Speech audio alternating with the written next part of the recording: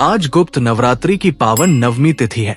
ये दिन विशेष रूप से मां मातंगी देवी की उपासना को समर्पित माना गया है।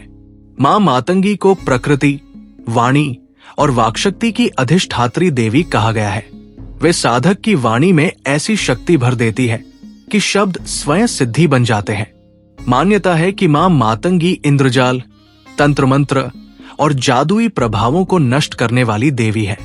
पौराणिक ग्रंथों के अनुसार मां मातंगी को भगवान शिव की शक्ति माना गया है।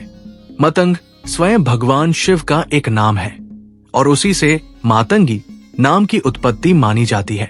मां मातंगी गृहस्थ जीवन को सुखमय बनाती है, असुरों और शत्रुओं को मोहित करती है तथा साधकों को उनकी इच्छानुसार फल प्रदान करती है।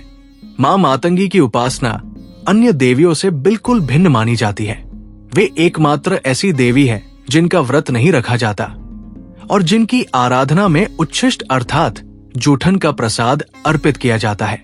इसी कारण वे उच्छिष्ट मातंगी के नाम से भी जानी जाती है। आइए अब जानते हैं मां मातंगी की दिव्य और रहस्यमयी कथा। पौराणिक मान्यताओं के अनुसार एक बार भगवान विष्णु अपनी पत्नी माता लक्ष्मी के साथ भगवान शिव और माता पार्वती से मिलने के लिए कैलाश पर्वत पधारे। भगवान विष्णु अपने साथ कुछ उत्तम खाद्य सामग्री भी ले गए, जिसे उन्होंने भेंट स्वरूप भगवान शिव को अर्पित किया। भगवान शिव और माता पार्वती ने उस प्रसाद को स्वीकार कर भोजन किया। भोजन करते समय कुछ अंश धरती पर गिर गया। उन्हीं गिरे हुए उच्छिष्ट भोजन कणों से एक दिव्य श्याम वर्ण की देवी प्रकट हुई।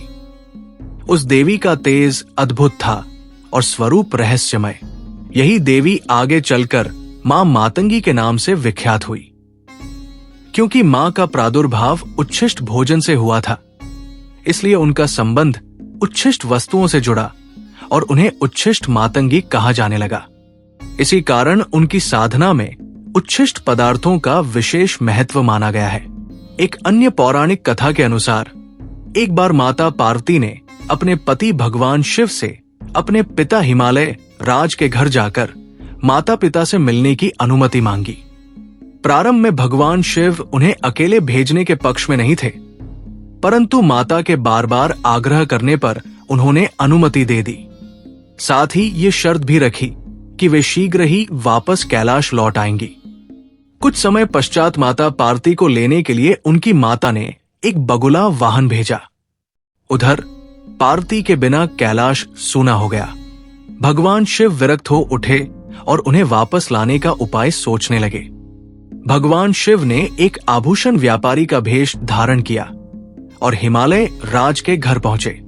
इस भेष में वे माता पार्वती की परीक्षा लेना चाहते थे। व्यापारी बनकर उन्होंने माता पार्वती से मनचाहे आभूषण चुनने को कहा।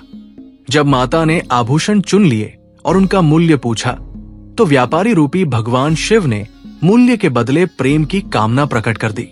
ये सुनकर माता पार्वती अत्यंत क्रोधित हुई, किंतु अपनी दिव्य दृष्टि से उन्होंने शीघ्र ही पहचान लिया कि ये कोई साधारण व्यापारी नहीं, बल्कि स्वयं भगवान शिव है। तब माता ने कुछ दिनों बाद पुनः मिलने का वचन दिया।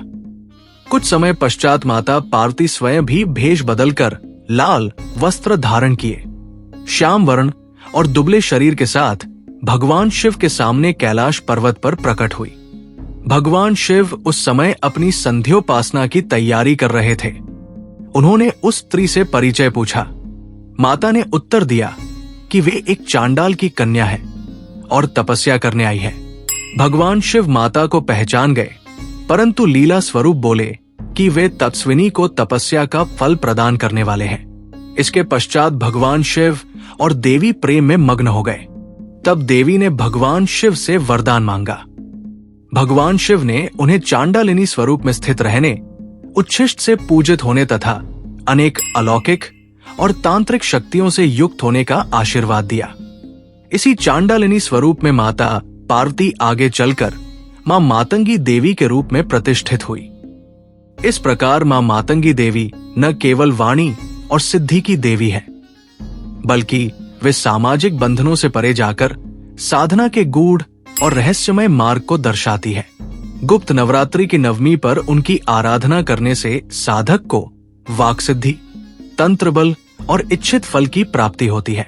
अगर आपको मां मातंगी की ये पावन कथा और दिव्य दर्शन अच्छा लगा हो तो कृपया वीडियो को लाइक जरूर करें। इस पवित्र कथा को अपने परिवार और मित्रों के साथ शेयर करें ताकि मां मातंगी की कृपा और लोगों तक पहुंचे। और ऐसी ही देवी देवताओं की कथाएं, गुप्त नवरात्रि विशेष वीडियो और आध्यात्मिक ज्ञान के लिए हमारे चैनल को सब्सक्राइब करना न भूलें। मां मातंगी आप सभी को वाणी की शक्ति, बुद्धि और मनचाहा फल प्रदान करें। जय मां मातंगी।